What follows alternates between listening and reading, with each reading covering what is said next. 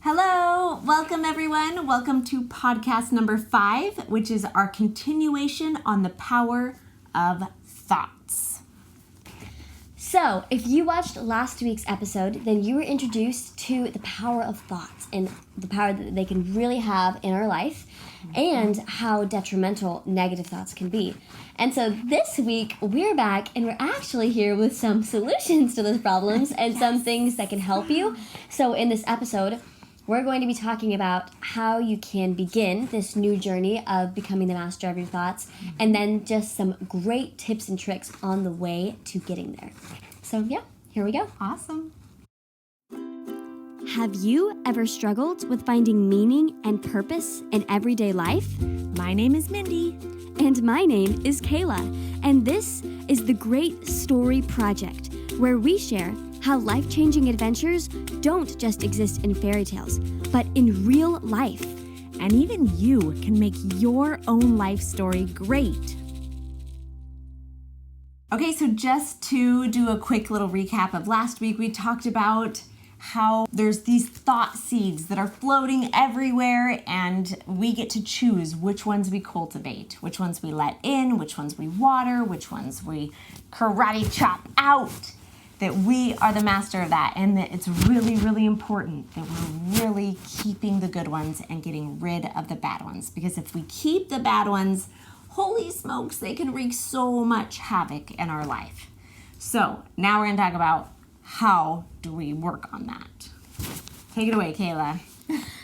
Okay, so we're bringing back our best friend here, As Man Thinketh by James Allen. So I'm going to read just an entire page, and the first time I read this book, it was for a challenge that my mom issued to a bunch of the teens in our community, a summer reading challenge. And she was like, we're going to read As Man Thinketh this summer, and then we're going to go on a fun boating trip. And me being the daughter, of course, I was required to read the book. And I hadn't really read a lot of personal development books up to that point. So I was like, And so I basically read the whole thing on the last day getting home from a trip. And I remember reading this part and I was just like, my whole life has changed. And so, yeah, from that moment, it's from that moment on, really, this book has changed the way I've thought about everything in subtle ways and in big ways. And this page was one of the biggest indicators of that. So, here we go. It's titled Thought and Purpose. Until thought is linked with purpose, there is no intelligent accomplishment. With the majority, the focus of thought is allowed to drift upon the ocean of life. Aimlessness is a vice, and such drifting must not continue for him who would steer clear of catastrophe and destruction. They who have no central purpose in their life fall an easy prey to petty worries, fears, troubles, and self-pity, all of which are indications of weakness, which lead just as surely as deliberately planned sins, though by a different route, to failure, unhappiness, and loss. For weakness cannot persist in a power-evolving universe. A man should conceive of a legitimate purpose in his heart and set out to accomplish it. He should make this purpose the centralizing point of his thoughts. It may take the form of a spiritual ideal, or it may be a worldly object, according to its nature at the time being. But whichever it is, he should steadily focus his thought forces upon the object which he has set before him. He should make this purpose his supreme duty and should devote himself to its attainment, not allowing his thoughts to wander away into ephemeral fancies, longings, and imaginings. So, That's cool. I read this and I was like, do I have a purpose? Kind of like existential crisis stuff.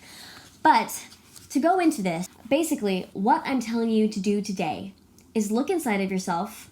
Hopefully you should go and try to write it down, but really think and ask yourself these 2 very important questions. Number 1, do I have a centralizing purpose in life? And if so, what is it? Define it. Get it out there. Make it clear, okay? And obviously, you can have lots of purposes, lots of things that you do in life, but what is the one thing that is your North Star, because you need that. You need that if you want to like do life at all. And number 2, is this purpose the centralizing point of my thoughts? I asked these questions to myself when I first read this book. I found that I did have a purpose, and that purpose was to become more like Jesus Christ and Heavenly Father so that I could one day live with them. Which, if you're a part of our church, if you believe in God, hopefully yours would be similar to this. And of course, I have lots of other purposes and missions. I have more specific dreams and goals and purposes that have to do with certain things. But that's my overall North Star. But the problem that I really got stuck on that day is my purpose the centralizing point of my thoughts? And you know what I realized? It wasn't. It was not. And that thought was it was scary, but it was so eye-opening, and it changed everything for me. And from that moment on, I created a new plan, and it was called Project Recentralization. And this project basically is exactly what it sounds like, is that every day I would work on this new project to re-centralize my life towards my North Star. And every thought, like, what am I doing? Like, what are the things that I'm doing? What are the thoughts that I'm thinking to centralize myself to my purpose? That's awesome. Yeah. That's so cool. It made me feel more in harmony with my life, because in this book, it talks about being in harmony, and being out of harmony comes to light in lots of different ways. And so there were lots of different ways that I was out of harmony in my life at the time. And I realized it was because my purpose wasn't the centralizing point of my thoughts. And the thing is you don't have to beat yourself up about it if it's not. It's really, really good information. And once you just say the words, I want it to be, once you have the desire, then hopefully your whole life really is just the quest of Project Recentralization, of constantly bringing your thoughts back, bringing your actions back, bringing your life back to your centralizing purpose. And it's okay if you stray sometimes. It's okay. I do all the time. That's why it's called Project Re-Centralization, because I'm having to re-centralize myself every day. That's so cool, Kayla. So our focus this podcast is to bring up all the tips and the strategies for being a master of your thoughts. And that's our strategy number 1, is think about your purpose. Create this Project Recentralization. And I still remember when Kayla came up to me that day and she's like, okay, so I'm doing Project Recentralization. And I was like, that sounds amazing. Tell me about it. And she said all the things she just said. And so that's our strategy number 1. Really, really decide what your purpose is and are you thinking about it. That's kind of like the foundation. Yes. Okay, so get your foundation, find your why, and focus your life on that why, on your purpose. Okay, so next one. Tip number 2 is the power of mantras or affirmations. And we feel like the best way to share this with you is to just share 2 stories, 2 things that happened in each of our lives where we just are such big believers in this, and is what is helping us to keep our thoughts in powerful places. So my story is from climbing Mount Kilimanjaro. So yes, Matt and I climbed Mount Kilimanjaro 1 year ago around from today. It was truly one of like the most amazing, hard, awesome, epic trips of a lifetime. And guys, I mean, just go research Kilimanjaro because there's so many cool things about it. But in the final day, we were climbing for 8 days. You make the final ascent. You wake up a little before midnight, and by midnight you start hiking up, and it took us 9 hours to get to the top. And holy smokes, you guys, so you start in the dark, and you've got your headlamp on, and you are bundled up, because at that point Kilimanjaro is 19,300 something feet. Don't quote me exactly on that, but it's right below 20,000 feet, and so it's obviously cold. So we've got all of our stuff on, we've got our headlamps on, and we're starting to walk. And I realized, I'm like, wow, the stars, they're so bright and really vivid. And I realized that those are not stars, that they're actually the people walking up the mountain. And they are all the way up into the sky. It was so awesome. So at first I had my music, I was going, and then within about 30 minutes, my music stops. I have no idea why it stops, but it stops. And I spent a long time on that playlist, but that's okay. So it stops, I'm going, and I realized at this point, you guys, there was no way I was going to do extra movement. So to reach in and get my phone, take my gloves, stop, put my hiking sticks down, just wasn't going to happen. I had to just keep moving forward. It's because you're so high, like you can't even barely breathe. So it literally is like all you can do just to take one tiny step. Yes, we're like walking so slow, pole. And so from that moment on, my music stops, and I realize it's just me and me. And I'm right here, right in my thoughts. And I knew the power of mantras. And they had been telling us the whole time. They're like, this mountain, it's all about this. And so we start climbing, and I create about 7 to 9 mantras that I say over and over for 8 hours, you guys. 8 hours. I'm saying these mantras in my head, and it's like, I am brave. I am strong. I have the exact amount of energy and strength I need to make it to the top. And then on and on. And I just had more and more mantras, but about 9 that I just kept repeating. And it seemed like with every breath, with every thought, I had just the next step worth of energy. And then just the next step. And it just kept doing that over and over. And I was astounded that it was working. I actually didn't believe that it would. I thought I might just give up. And when you're walking past people that are like throwing up because the altitude's so bad and it's cold and it's just exhaustifying, but I just kept going, just one step after another. And I have to say, I summited to the top of Mount Kilimanjaro because of mantras, baby. And it was real and powerful for me. I wish I had more eloquent words to describe exactly how powerful it was. But from that experience, I know that they're real and they can change our lives. What's your story, Kayla? So Mom came home sharing that awesome story, and I was like, whoa, mantras are kind of cool, I guess. I mean, it was like really cool that she had gone to the top of the mountain, but I was like, that's her, not me. You know, like that doesn't actually happen to people. That's just Mom, you know, being Mom. And then, but then sometimes she'd tell me to like, okay, what are your mantras for this situation? And I'm like, Mom, why do I need mantras for this situation? But there was this one specific situation, which was learning how to drive. And just be grateful that you weren't the mom in the car in that situation. I'm sorry, Mom, that I had to put you through that. But I guess I've always had this fear of driving, and it definitely became real when I started driving. Yep. And so I was completely terrified on the road. And the second that I got out of the neighborhood, I was just like, I shut down.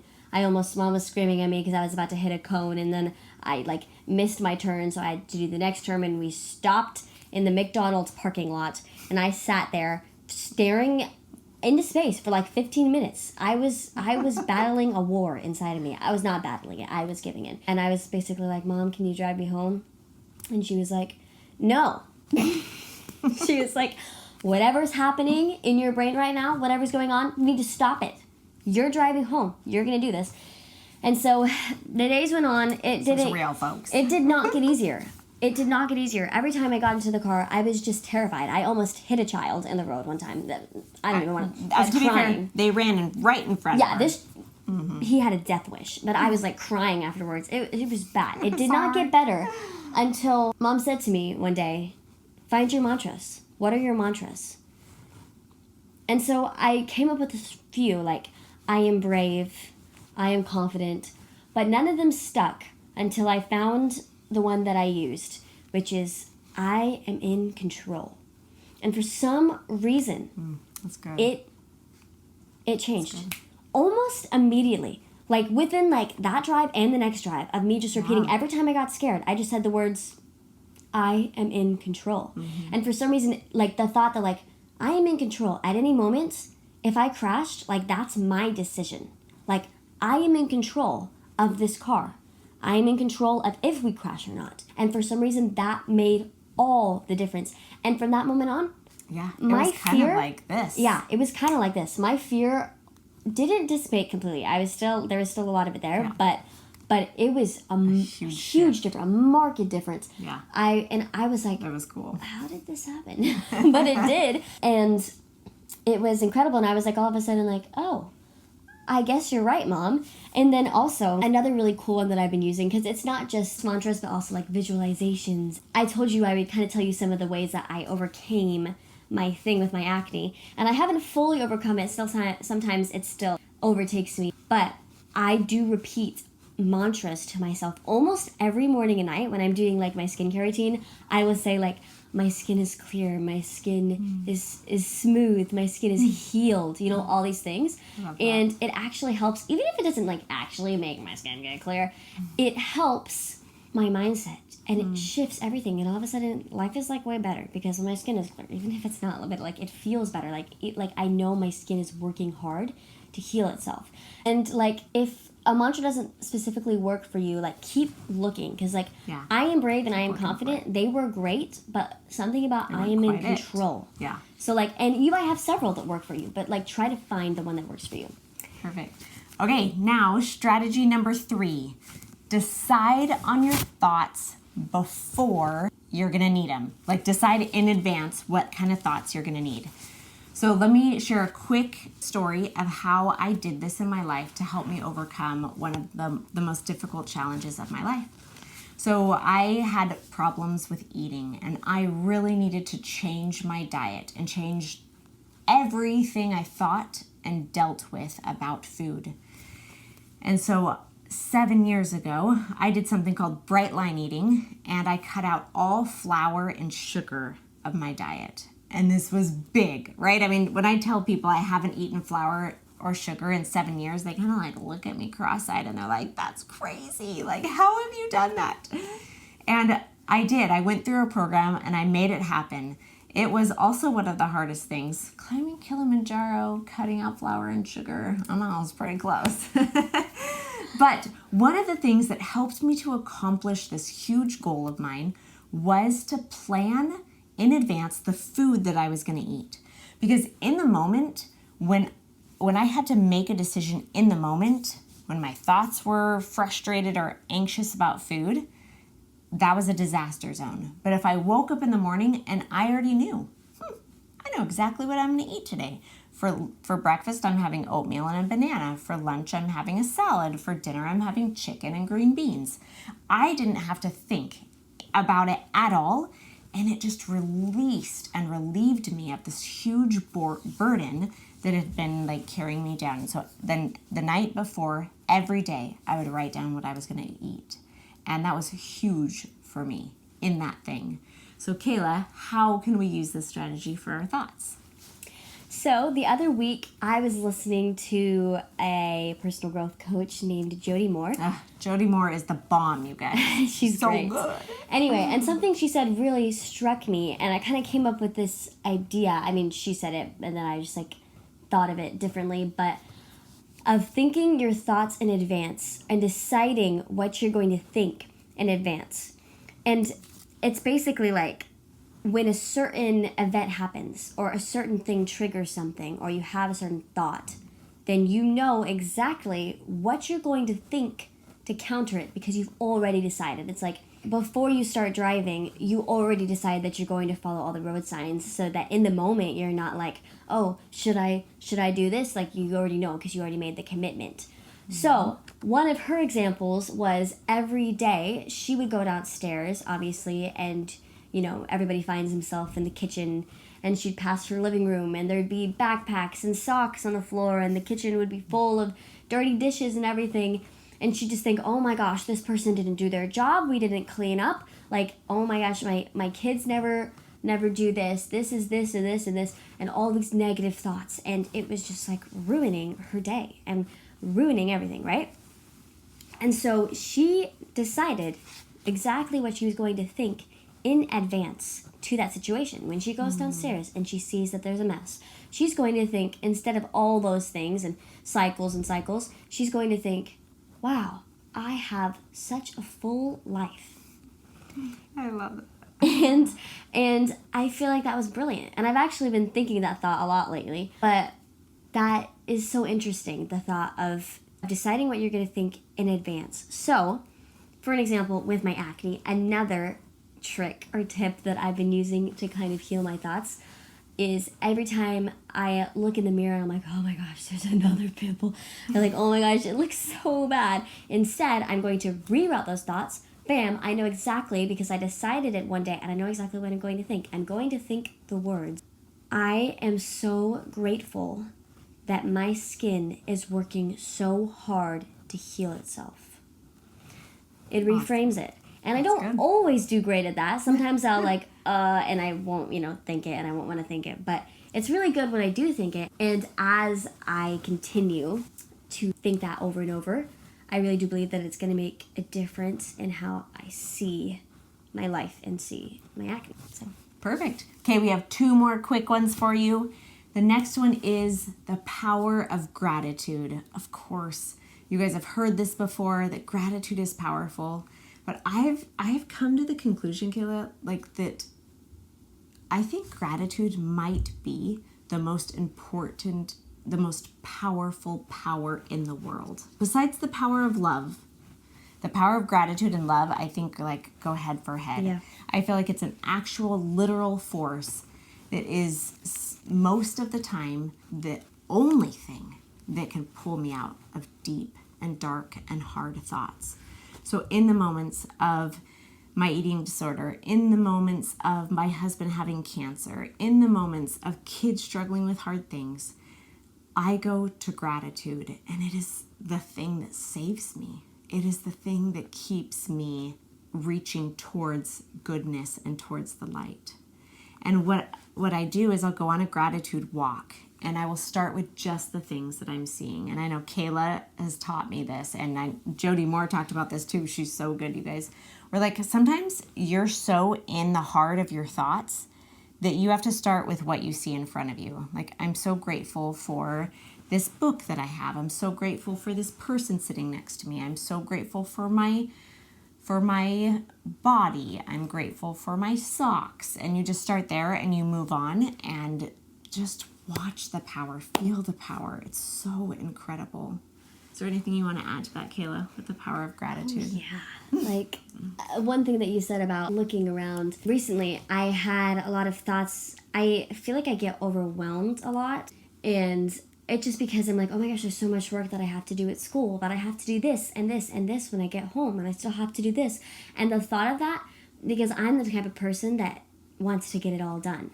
And I usually do. And so it's like, why do you even get stressed? You're going to get it done anyway. But I do get overwhelmed and stressed all the time. Yeah. And the other day, I was in all these thoughts of, just kind of negative. And then I looked out the window and I was like, look at the trees. So beautiful. They're so outside. pretty. And I realized something. It was the trees are so steady. They're so they're so grounded, literally. And the clouds are so slow. They're taking their time. They're not worrying. It's okay. And it was just this beautiful thought. And so I really do believe in the thought of especially nature and the beautiful things around you. Yes. Take a moment, be grateful for them. Because it's that little sprinkle of joy and light and happiness. God gave us nature. He gave us these things. And I truly believe that it is a ginormous addition to our happiness. And then also, I've been thinking the thought, instead of getting into all of that, I've been thinking about, wow, I have such a full life. And all of a sudden, I've changed all the things that I'm overwhelmed about to what a privilege it is to go to the school that I get to go to and get to learn about all the countries in the world and to get to learn a new language. What a privilege it is to share my dreams and to follow and do the things that I want to do. What a privilege it is to exercise in my own home and feel the feelings of being alive. What a privilege it is to have such a complex and full life. When we were in Africa, and these people, they're just selling bananas on the side of the road, and I'm like, Like, these people, they're so amazing. But I could never sell bananas on the side of the road. And sometimes I, like, beat myself up. I'm like, why could you hate your life, you know, when, like, our lives are so complex and they're so beautiful and they have depth. And when you really think about how incredible life is, it's true. Gratitude changes everything. It's the game changer. So if out of all of the tips that we're sharing with you, that's the thing you walk away with, or just remembering it, reminding yourself of the power of it, that will get you a win. Mm-hmm. Okay, so our very last tip for this podcast is Jesus. This guy right there. We have a picture of him behind us. At the end of the day, when you're struggling or when you're still trying to figure your thoughts out, bring it to him, right? I love the story of David and Goliath. I love that David goes to where his brothers are in this battle, in this war, and he's so astounded that these soldiers that had been trained and armed and practiced were trembling in their boots because there was a giant across the way throwing insults at them. And David's sitting there just like totally confused. He's like, what's the deal? Like, we got this. We can end this guy. And what's so fascinating is I love this story because the soldiers are how we are most of the time. We forget that we don't have to go out there and kill the Goliaths, the dragons, the demons, the demon of thoughts by ourselves. They were thinking in terms of their own strength. Yeah. And their own ability and to defeat their Goliath. They're going to fail. Yeah, he's a 10-foot giant. 10-foot giant. I mean, we're going to fail. The big players that come into our minds, the big negative thoughts, those will take us down if we don't keep the God of all things, Jesus, in our lives and our Heavenly Father to help us fight off those bad thoughts. Because when David went out there with the faith that God was with him and fighting his battles for him, then he had him. And I feel like that's top dog strategy right there, right? And you really have to realize that we're not just saying, oh, Jesus can help you. Like, Jesus can literally change your heart and your thoughts. Like, metaphysically. Like, if you ask him every day, he will change your heart and your thoughts if you have a broken heart and a contrite spirit. That's right, because we believe that God won't violate our agency. He won't come in and just change who we are unless we're asking for it, unless we are inviting him in. So that is the last strategy, is invite Jesus in to help you conquer those thoughts, to hold the good ones, because he will help you do that. Okay, so of our strategies, we have project re-centralization, we have mantras, we have plan your thoughts in advance, the power of gratitude, and just loving your life, like knowing that you are blessed. And then, of course, Jesus. Use him. Mm-hmm. Be with him. Rely on him. Anything else? Yeah, and then I have one last quote that I feel like is really beautiful that you can keep in your brain whenever you feel like you're just so far away from where you want to be. And it's like very poetic and nice. I'm going to say it. It's, again, from As a Man Thinketh. Our favorite. The greatest achievement was at first and for a time a dream. The oak sleeps in the acorn, the bird waits in the egg. And in the highest vision of the soul, a waking angel stirs. Dreams are the seedlings of reality. So go after those dreams and make them realities. Yes. So your challenge from this podcast is to find one of our strategies, one of the 5, choose one that you like and use it this week. Have it help you be a master of your thoughts. Be the guardian, the gardener, the warrior, and the overseer. And just to leave you, as we always will, with a book quote and a movie quote. My book quote for you is from The Motivation Manifesto, Brendan Burchard. He's my man. He says, fear is just bad management of our mind. And I love that. There it is again, right there in the thoughts. Just, we got to manage this place. Amen. So, mine is from a book, actually, this time, a storybook, not like a motivational book. It's from Anne of Green Gables. And she says, "Dear old world," she murmured, "you are lovely, and I am glad to be alive in you." And I say that to myself sometimes. Outside, I'll say, "Ah, dear old world, I'm glad to be alive in you." So be glad to be alive in this world today. Awesome. See you next time. Thanks for being here with us.